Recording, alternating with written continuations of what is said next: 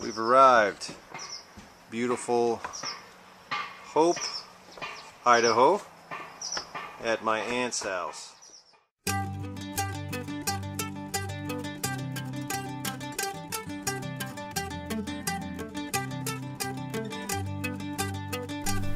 So on day 8, we got to pick some cherries. My Aunt Kathy, who lives in Hope, Idaho, has a couple of cherry trees in her front yard, along with an apple tree. Caren and I and the kids drove up to Hope, which is about an hour drive from where we live, but well worth it. We traded some eggs for all the cherries we could pick, along with a few apples. It was one of our best barters yet. Before we left, my Aunt Kathy told us about a little wild berry patch that grows just on the side of the road, down about a half mile from her place. So, Caren and I got in the car, drove around, and we found it. It was a total score. Adding cherries and wild berries to the menu is going to make for a great second week.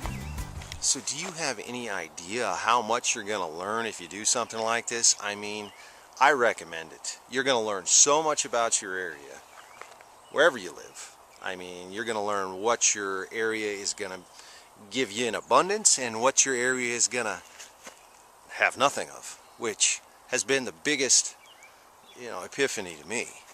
Alright, this is us being creative with cherries. We've got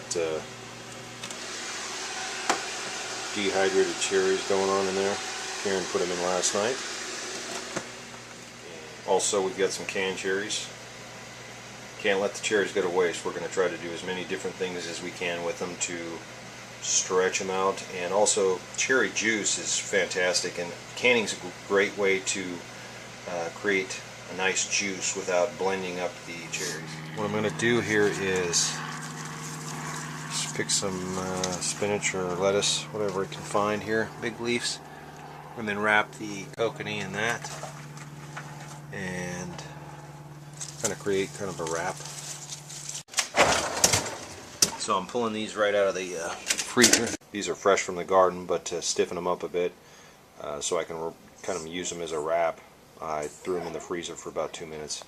And this concoction here is, it's kokanee, cherries, and squash mixed up.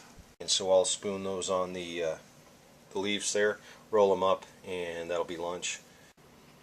They're going to be going in about 20 seconds, probably a couple of 100 calories there. So, you see, one of the things I've learned about cracking the code on this Pioneer Diet Challenge is you have to have that one item.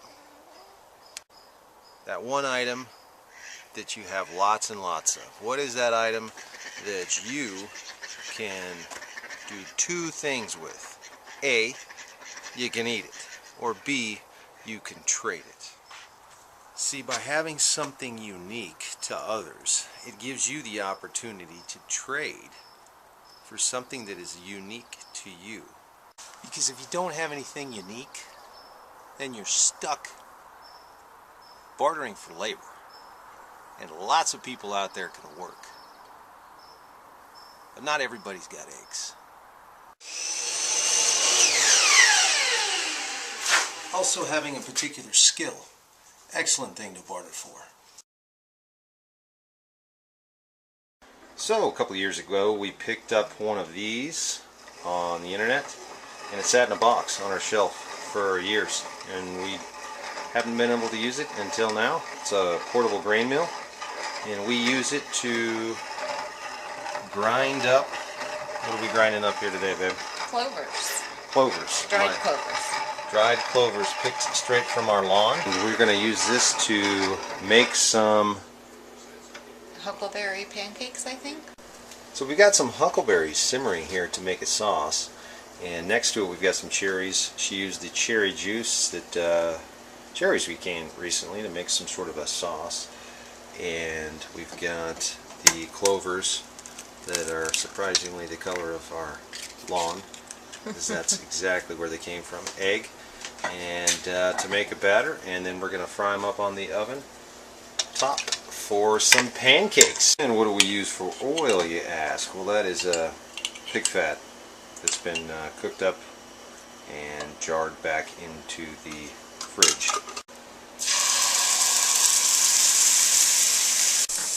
And then adding huckleberries, of course.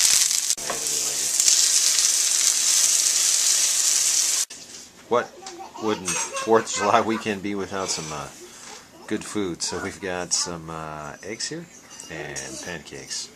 And I'm going to go ahead and try the pancakes. Yum! So good.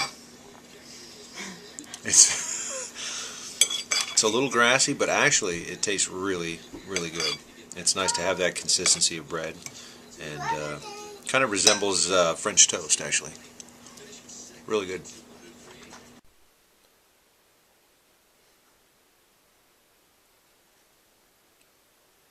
I think I ate too many cherries and blackberries.